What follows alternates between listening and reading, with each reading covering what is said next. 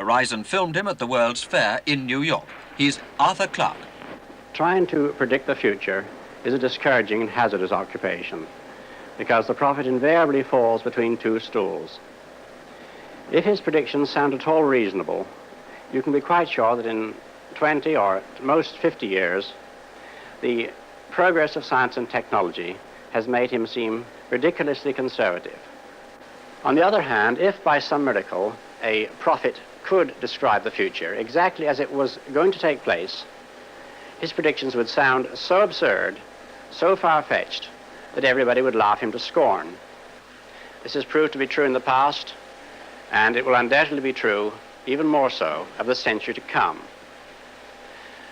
The only thing we can be sure of about the future is that it will be absolutely fantastic.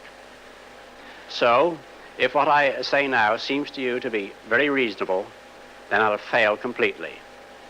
Only if what I tell you appears absolutely unbelievable have we any chance of visualizing the future as it really will happen. Let's start by looking at the city of the future. Some people think that it will be like this. And they're quite right.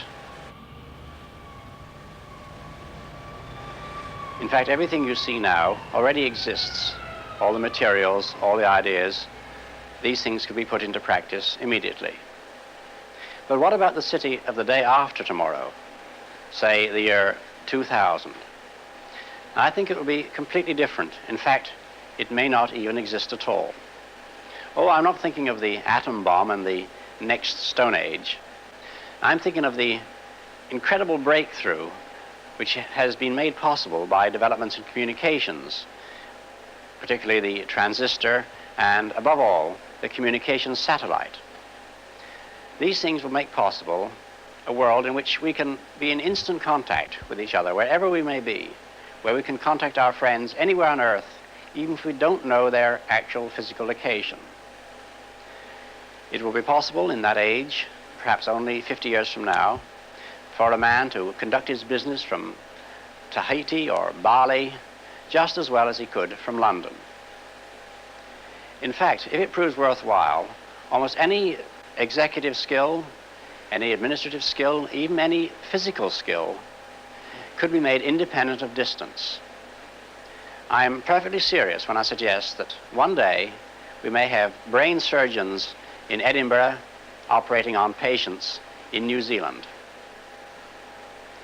When that time comes, the whole world will have shrunk to a point, and the traditional role of the city as a meeting place for man would have ceased to make any sense.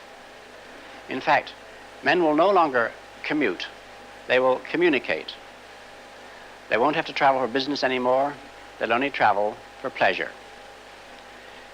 I only hope that when that day comes, and when the city is abolished, the whole world isn't turned into one giant suburb. In that world of the future, we will not be the only intelligent creatures.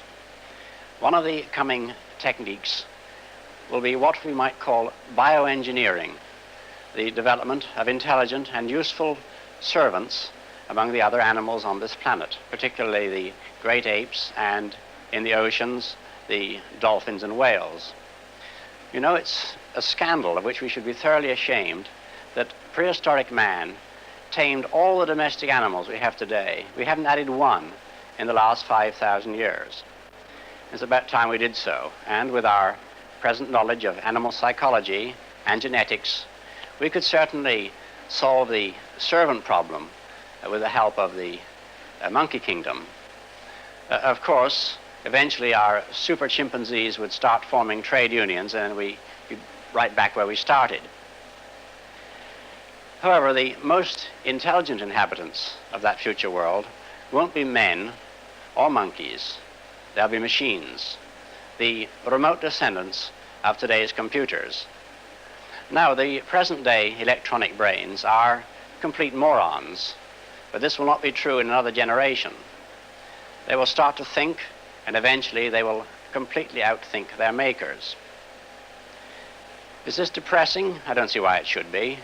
We superseded the Cro-Magnon and Neanderthal men, and we presume we're an improvement.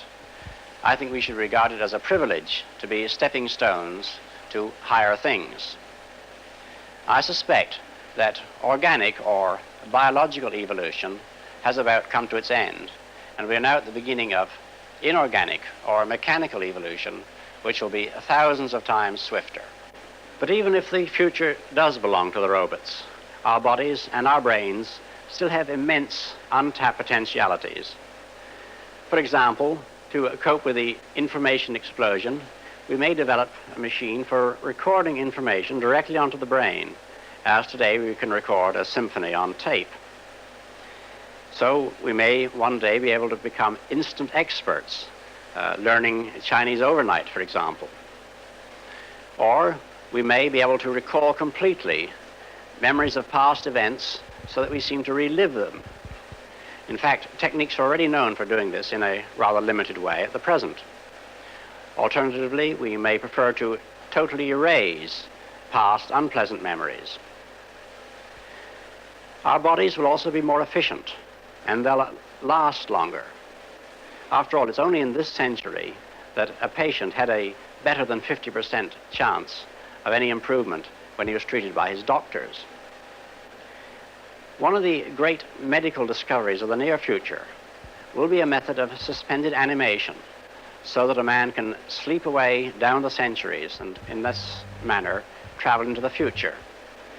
This technique, which may possibly be based on deep freezing, will one day be used to send into the future people suffering from diseases or ailments beyond the ability of present-day medical science to cure. Though I don't really know how one will calculate the health insurance contributions to pay for medical treatment 500 years hence. Another use of suspended animation will be for the long-range exploration of space.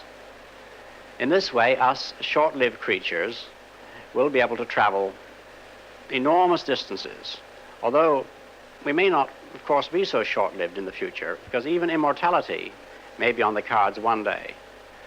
However, even without immortality, we may be able to make journeys lasting thousands of years, and such journeys will be necessary if we ever wish to cross the enormous gulfs which separate us from the stars. Distances so great that even light, traveling at 600 million miles every hour, takes years to cross them. But why should we attempt these immense voyages?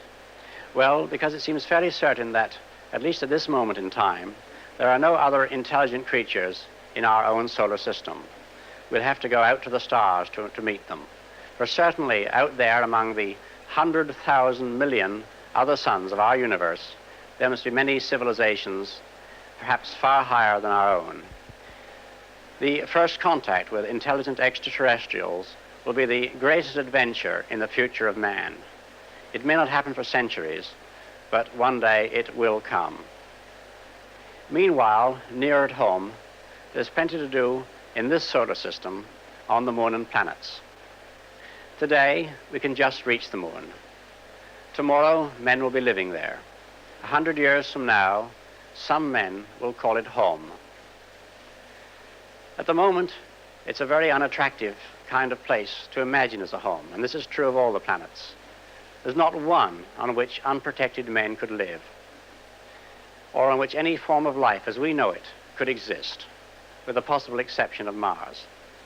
However, 100 years from now, things will be very different. With the techniques which we are now acquiring, it will one day be possible to modify the environments on at least some of the planets so that men can live there without spacesuits or airtight cities. The technique for this has been called planetary engineering, and one astronomer has coined the very optimistic phrase, the reconstruction of the solar system. Looking as far into the technological future as I dare, I'd like to describe the invention to end all inventions. I call it the replicator, and it's simply a duplicating machine. But it's a duplicating machine that can make an exact copy of anything.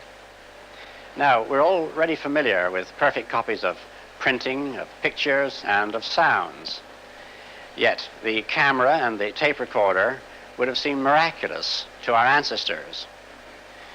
And to a medieval monk, who perhaps in his whole life only saw a few dozen books, each one patiently copied by hand, our present world, in which literally millions of books exist, would again have seemed absolutely inconceivable.